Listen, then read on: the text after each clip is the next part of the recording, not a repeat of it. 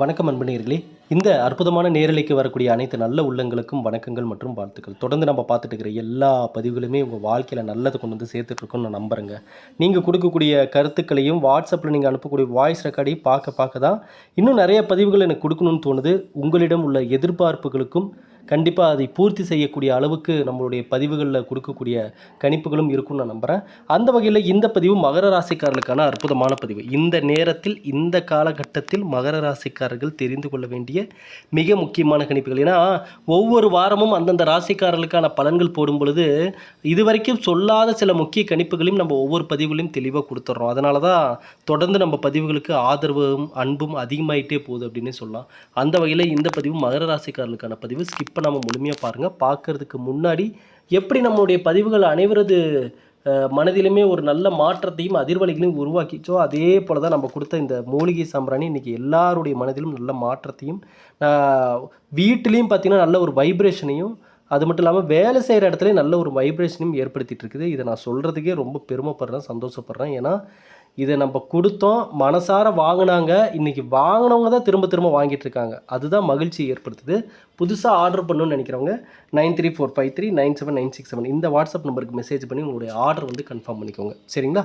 சரி, இப்போ இந்த பதிவு மகர ராசிக்காரர்களுக்கு இந்த நேரத்தில் எதுக்குங்க இந்த பதிவு என் கண்ணில் பட்டுச்சு, நான் எதுக்காக இந்த வீடியோக்குள்ளே வந்தேன் அப்படின்னு உங்களுக்குள்ள ஒரு கேள்விகள் இருந்தால் இந்த பிரபஞ்சத்தினுடைய ஈர்ப்பு விதி தான் உங்களுக்கு கொண்டு வந்திருக்கு. ஏன்னா இந்த வைப்ரேஷனை நான் நல்லா நம்புகிறேன். எப்படி நம்புகிறேன்னா, காரணம் இல்லாமல் எதுவுமே நடக்காது. நீங்கள் நல்லா உங்கள் லைஃப்பில் நோட் பண்ணி பாருங்கள். ஒரு காலகட்டத்தில் உங்கள் முன்னாடியே சில விஷயங்கள் இருந்திருக்கும். இதுதான் நம்ம லைஃப்பாக மாறும்னு நம்ம உங்களுக்கு அப்போ தெரியாது. நீங்கள் பாட்டுக்கும் அலட்சியமாக இருந்திருப்பீங்க, அதை கவனிக்காமல் இருந்திருப்பீங்க. ஆனால் பல வருடங்கள் கழித்து அந்த விஷயம் உங்கள் கையில் வந்து நிற்கும். அப்போ நீங்கள் யோசிப்பீங்க, ஒரு காலகட்டத்தில் இது நம்ம முன்னாடியே இருந்தது, நம்ம கவனிக்காமல் இருந்தோமே, ஆனால் இதுதான் இன்றைக்கி நம்ம லைஃப்னு மாறி இருக்கு. அப்போ ஏதோ ஒரு இடத்துல பிரபஞ்சம் உங்களுக்கான எதிர்காலத்தை அங்கங்கே சிம்டம் காட்டிக்கிட்டே இருக்கும். நீங்கள் நல்லா நோட் பண்ணி பாருங்கள். ஏன்னா இது மகர ராசிக்காரர்களுக்கான பதிவுன்றனால தான் இதை நான் தெளிவாக நான் உங்களுக்கு சொல்கிறேன். ஏன்னா இந்த நேரம் மகர ராசிக்காரர்கள் கண்களில் படக்கூடிய எல்லா விஷயத்திற்கும் காரணம் இல்லாமல் இல்லை. ஏன்னா கடந்த பல வருடங்களாக சனி பகவானுடைய பிடியிலிருந்து நீங்கள் பட்ட கஷ்டங்கள், துன்பங்கள், வேதனைகள், துயரங்கள்லாம் என்னன்றது எல்லாமே நம்ம பல பதிவுகளில் மிக தெளிவாக எவ்வளோ பார்க்கணுமோ அவ்வளவும் பார்த்தாச்சு. தெளிவாக எல்லாமே A to Z பார்த்தோம். அதை நிறைய பேர் அதனுடைய கமெண்ட் செக்ஷனில் போய் பார்த்தா அதிர்ச்சியாகி, ஐயா யாருங்க நீங்கள், எங்கேருந்துங்க பேசுகிறீங்க, என்னங்க பக்கத்தில் இருந்து பார்த்த மாதிரி இப்படி புட்டு வச்சுட்டீங்களே அப்படின்ற பல கமெண்ட்டுகளை நீங்கள் பார்ப்பீங்க அந்த வீடியோக்களில். ஆகவே மகர ராசிக்காரர்கள் இந்த ராசியில் பிறந்தவருடைய ஜாதகங்கள்லாம் அதிகமாக பார்க்க வரப்போ தான் நமக்கு சில விஷயங்கள் தெரிய வந்தது. இந்த ராசியில் பிறந்தவர்கள் பலருக்கும் பல விஷயங்கள் வந்து ஒரே மாதிரி கனெக்ட் ஆகிட்டுருக்கு. ஒரே மாதிரி அவங்க லைஃப்பில் வந்து சில மாற்றங்கள் நடந்துகிட்ருக்கு. ஏன்னா இங்கே எல்லாருடைய வாழ்க்கையும் ஒரே மாதிரி இல்லைன்றதை நான் கண்டிப்பாக ஒத்துக்கிறேன். ஏன்னா இதே ராசியில் நல்லா லட்சக்கணக்கில் சம்பாதிக்கக்கூடிய நபர்களும் இருப்பாங்க. ஒரு நாளைக்கு 500 ரூபாய்க்கு கஷ்டப்படக்கூடிய நபர்களும் நிச்சயமாக இருக்க தான் செய்கிறாங்க. சரிங்களா? அப்போ எல்லார் லைஃப்பும் ஒரே மாதிரி இல்லைன்னு நமக்கு தெரியுது. ஆனாலும் ஒரு சில விஷயங்களும் இங்கே எல்லாத்துக்கும் ஒரே மாதிரி கனெக்ட் ஆகுது. அது என்னன்றதையும் நம்ம கண்டிப்பாக பார்ப்போம். சரிங்களா? ஆகவே இந்த மகர ராசிக்காரர்கள் உண்மையை சொல்லணுன்னா சனி பகவான் பிடியிலிருந்து வெளியே வந்துட்டேன்னு பேருக்கு தான் சொல்கிறமே ஒழிய இன்னுமே அதற்கான தாக்கத்தில் அதில் ஏற்பட்ட அந்த ப்ராப்ளத்துலேருந்து வெளியே வர முடியாமல் சிக்கி தவிச்சிட்டு தான் இருக்காங்க.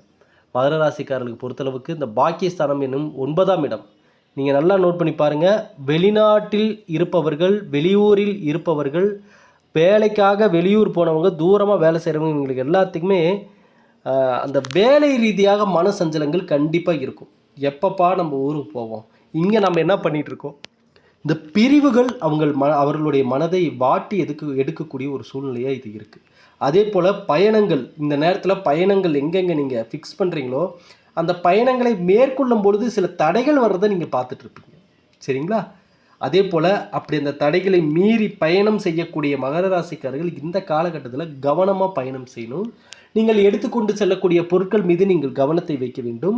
அதே போல் பயணம் செய்யக்கூடிய அந்த காலகட்டத்தில் யார்கிட்ட புதிய நபர்களிடம் பேசுகிறீங்களா, எப்படி பேசுகிறீங்க, என்ன விஷயத்த பேசுகிறீங்க, அவங்க உங்ககிட்ட என்ன பேசுகிறாங்க, அவங்க என்ன நோக்கத்துக்காக உங்ககிட்ட பேசுகிறாங்க, எந்த விஷயத்தின் மீது கவனத்தை செலுத்தி பேசிகிட்டு இருக்காங்கன்றது எல்லாத்தையுமே இந்த வாட்டி மகர ராசிக்காரர்கள் கண்டிப்பாக நோட் பண்ண வேண்டிய ஒரு நேரம். ஏன்னா அலட்சியம் இந்த நேரத்தில் உங்களுக்கு சில பாதிப்புகளையும் இழப்புகளையும் ஏற்படுத்திவிட வாய்ப்புகள் இருக்குது. சரிங்களா? அதனால் நீங்கள் அந்த கவனமாக இருப்பது நல்லது. சரிங்க, இது எப்போ தாங்க எங்களுக்கு நல்ல ஒரு விடிவு காலம் வரும்? ஏங்க மாதம் மாதம் எல்லோரும் வீடியோ போட்டுக்கிட்டே இருக்கீங்க. இந்த மாதம் நல்லது நடந்துடும், புரட்டாசி மாதம் ஆடி மாதம் வந்தால் பயங்கரமாக மாறிடும், புரட்டாசி மாதம் வந்தால் பயங்கரமாக மாறிடும். இந்த மகர ராசிக்காரங்களுக்கு அடிச்சது பாருங்கள் ஜாக்பாக்ட், ஒரே நாளில் கோடீஸ்வரன், ஒரே நாளில் லட்சாதிபதி. பாப்பா எவ்வளவு பதிவுகள் இங்கே யூடியூப்பில், ஃபேஸ்புக்கில், இன்ஸ்டாகிராம்லன்னு பார்த்து பார்த்து பலரும் அதில் வெறுத்து போய் போங்கப்பா நீங்களும் உங்கள் ஜோசியமாக நான் இனிமேல் பலன்கள் தெரிஞ்சுக்கவே விரும்பலப்பா அப்படின்ட்டு மனசு வெறுத்து போனவங்க, அந்த பதிவுகளை பார்க்காம போனவங்களும் நிறைய பேர் இருக்காங்க. நான் இதனால தான் நம்முடைய பதிவுகள் பார்க்கும்போது நான் தெளிவாக சொல்கிறேன், ஐயா இங்கே நடைமுறையில் சாத்தியமாகக்கூடிய விஷயங்களையும் நீங்கள் கண்டிப்பாக தெரிஞ்சுக்கணும், அதுதான் ஃபேக்ட். சரிங்களா?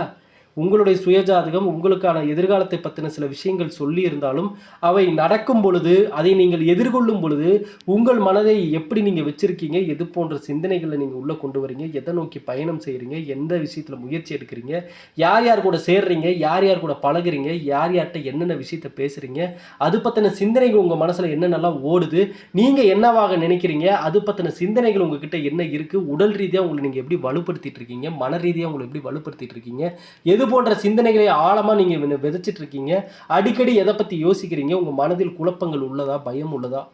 ஐயா எவ்வளவையும் பார்க்க வேண்டியது இருக்குது நம்ம ஒரு நல்ல வாழ்க்கை வாழும். இப்போ நான் என்னங்க இவ்வளோ நேரம் பேசுகிறீங்க, எங்களை அப்படியே தலையே சுற்றிருச்சிங்கன்னு நீங்கள் நினச்சிங்கன்னா, இந்த ஒரு வாழ்க்கை கடவுள் கொடுத்த வரம். கடவுள் நம்ம மனிதனாக பிறக்க நம்ம கொடுத்து வச்சிருக்கணும். அரிது அரிது மானிடராய் பிறப்பதே அரிது. சரிங்களா?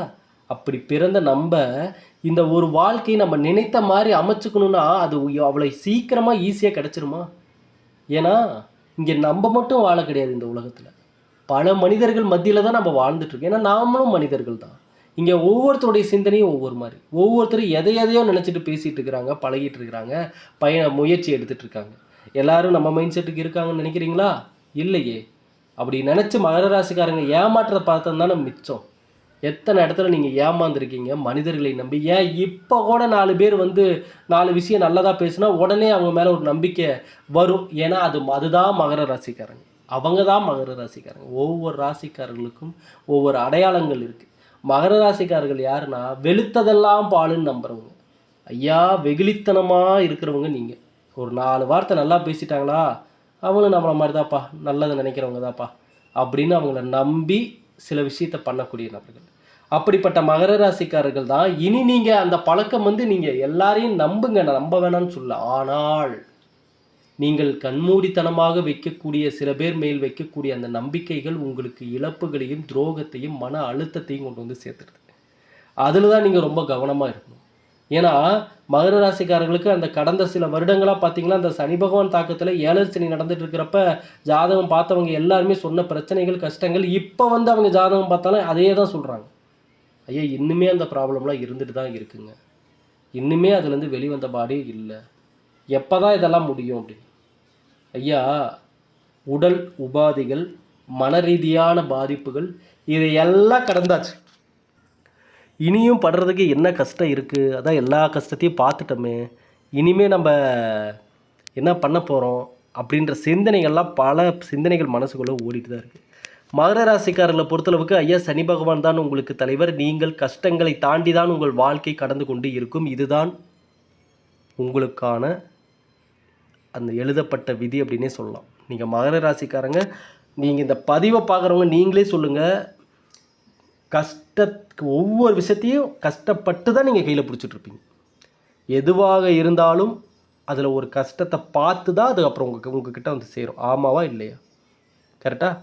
அதே போல் மகர ராசிக்காரர்கள் சில விதிமுறைகளை கண்டிப்பாக ஃபாலோ பண்ணணும்.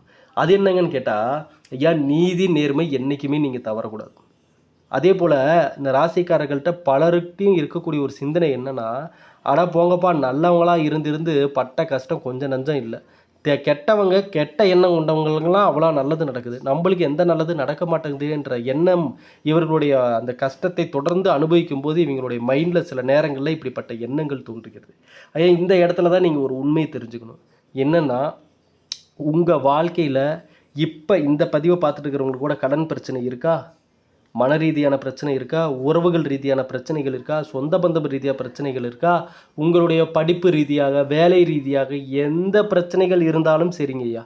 மகர ராசிக்கார நண்பர்களே, இன்னைக்கு நீங்கள் ஃபேஸ் பண்ணிட்டு இருக்கிற ப்ராப்ளத்துக்கு ஏதோ ஒரு வகையில் 1% கண்டிப்பாக நீங்களும் காரணமாக தான் இருந்திருப்பீங்க. ஆகவே இனி வரக்கூடிய காலங்களில் இதுலேருந்து மேலே வரணும், நல்ல மாற்றத்திற்கு வரணும், முன்னேற்றத்துக்கு வரணும்னா முதல்ல இப்போ இந்த கஷ்டங்கள் நீங்கள் அனுபவிக்கக்கூடிய இந்த காலகட்டம் உங்களுக்கு பிரபஞ்சம் சில சிம்டம் உங்களுக்கு காட்டும். நீங்கள் நல்லா நோட் பண்ணி பாருங்கள். ஏன்னா சில பேர் சொல்லுவாங்க, ஐயா எனக்கு தலைக்கு வந்தது தலைப்பாகையோட போயிடுச்சு, தலைப்பாகையோட போயிடுச்சு, இறைவனுடைய அருள் எனக்கு இருந்தது, எனக்கு கடவுள் காப்பாற்றி விட்டுட்டாரு, இந்த நேரத்தில் நான் அங்கே இருந்ததுன்னா என்ன ஆயிருப்பேன் அப்படின்ற மாதிரி பல சம்பவங்கள் அவங்க லைஃப்பில் இருக்கும். இதுதான் நான் சொல்கிறேன், நல்லதை நினைப்பவர்களுக்கு, இறைவனுடைய அருள் இருப்பவர்களுக்கு, இந்த பிரபஞ்சத்தின் ஈர்ப்பு விதியால் நல்லதை ஈர்க்கக்கூடிய மனிதர்களுக்கு அந்த அறிகுறிகள் நிச்சயமாக தெரியும் லைஃப்பில். இப்போ ஒன்றும் இல்லை, ஒருத்தர் வந்து உங்களை ஏமாத்துறாருன்னு நினைக்கிறாருன்னு வைங்களேன், உங்களை வந்து ஏமாற்ற போகிறாருன்னு நினைக்கிறாங்க. ஆனால் உங்களை ஏமாத்துன்னு நினச்சி வரும்பொழுது தான் அந்த நேரம் பார்த்து நீங்கள் வேறு ஒரு விஷயத்தில் கமிட் ஆகி நகர்ந்து போயிடுவீங்க.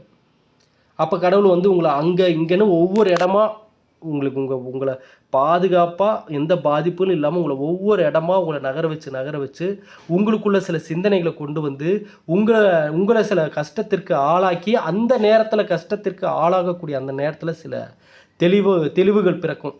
நீங்கள் நல்ல நிலைமையில் இருக்கிறத விட கஷ்டத்தில் இருக்கும் பொழுது, குழப்பத்தில் இருக்கும்போது தான் ஒரு தெளிவுகள் தேவை. அப்போ தான் அந்த தெளிவுகள் பிறக்கும்.